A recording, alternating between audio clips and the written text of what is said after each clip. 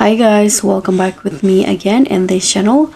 On today's tutorial, I'm going to show you how you can transfer a CapCut project from mobile to PC.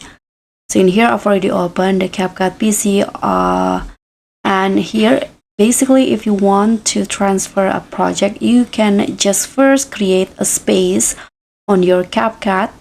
Here you can create or join. Let's say I've already created one and this is my space, and as you guys can see here, there are videos and images, stickers and others. So basically what you need to do to transfer the projects from mobile to PC, first you need to make sure that you are logged in into the CapCut with the same account both on mobile and PC.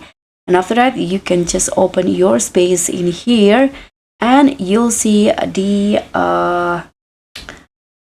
project will show up in here. So you need to back up a projects on mobile and add it into your space, and it will show up in here just like on mobile.